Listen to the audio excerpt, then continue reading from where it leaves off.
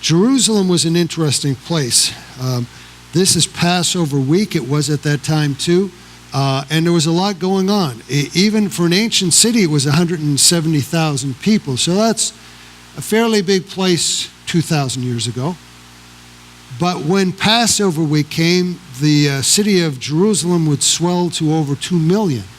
So it was a very, very busy place, and there were a lot of voices. And they all had their own impression of what was going on, and they were saying things. Lots of things going on, voices, voicing their impressions, their perception of what's going on. Here's the thing about perceptions, though, isn't it? Is that if somebody communicates something, you may be fully convinced you understand what they're saying, and you may have your own impression or perception of what's being said, but if what they are saying and what you hear don't line up, it usually goes a bad place, doesn't it? I thought you meant, I thought you said, didn't you mean, and all kinds of things can go wrong. If it happens at work, maybe you could lose your job. If it's a certain situation, maybe you lose an opportunity that was going on. There could be a lot of bad things happen. So what happens if that voice that is speaking is God's voice, and for all the conviction you think, what happens if you are out of line with what he's saying? Bad things can happen. Bad things can happen. We celebrate, even as we started today, it was a joyous thing, wasn't it? I don't know if you got a good chance to see Jim, but when he had 2 branchers, he was making it happen. Brother, you are, But it was happy. It was all, we were smiling. We were doing our thing. And so we think triumphant entry is a happy thing. But the truth is that day started in tears for Jesus. It didn't really start as a happy day at all. Luke 19:43, for the day, and this is why he's up on the Mount of Olives, he's overlooking the whole city. He knows what has come and what has led to this time. And he says in verse 40, Luke 19:43, for the days will come upon you, speaking of the city of Jerusalem, when your enemies will build an embankment around you, surround you and close you in on every side and level you and your children within you. They're going to bury you alive, basically, to the ground, and they will not leave in you one stone upon another. Why will all this terrible stuff happen?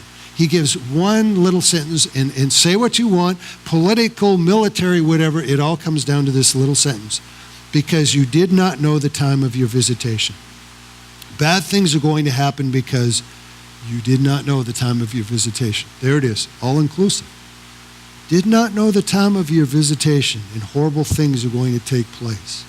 Seems like it was pretty important that they should have known the time of their visitation, whatever that may be, as we look on. Second point in all of this is that as we are thoroughly convinced, we may be, but I know the Bible. That's why I only go to a Bible-believing church. I study the Bible. I know what it says. We may think we know all kinds of things, but the fact remains God has said what God has said, and he meant what he meant. And if all the conviction in the world, if we don't line up to what he really meant, it's a bad thing. Bad things will happen. What bad things will happen? We won't know the time of our visitation. That will happen. Well, what is all this about anyway? Well, let's back up into this thing with all these people. 2 million people in the city. Passover. It's not just any Passover. This man, Jesus, they're calling the Christ, is coming in on this donkey, and all kinds of, and everybody has their impression of what's going on. But for all the 2 million voices, it can actually get broken down into just 3 basic categories.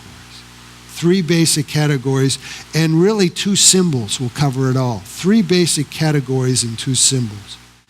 So there we are, really, as far as in this whole issue of God, 3 voices. Voice colored by personal need or whatever. The voice jaded by pressures of life. Hearing what God said according to what they thought. And then God himself, what he was really saying. And when it was missed, it was disastrous. If you miss the day of visitation. Well, wow, that's kind of interesting history, but we're talking about what happened to ancient Israel. What's that got to do with you and me standing here today? Well, that was kind of the thought even behind putting a door there on that wall. Because there's a little phrase that Jesus said at times, "Behold, I stand at the door and knock. If anyone hears my voice and opens the door, I will come into him and dine with him and he with me. Behold, I stand at the door and knock. There is a time I will come and visit you." Visitation still takes place.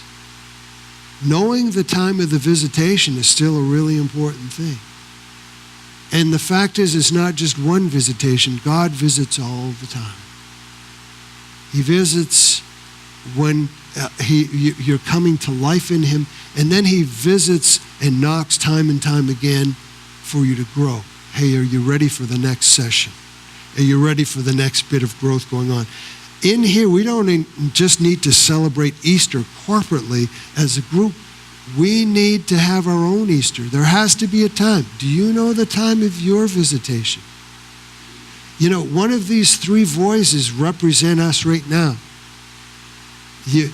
We're either the crowd who has the superficial understanding and we're back and forth, or we're the Pharisees who, man, I know what real life's like, and man, it's turned me into this. This rock has a better chance of really understanding God than I do. Or do we hear the voice for what it's really saying?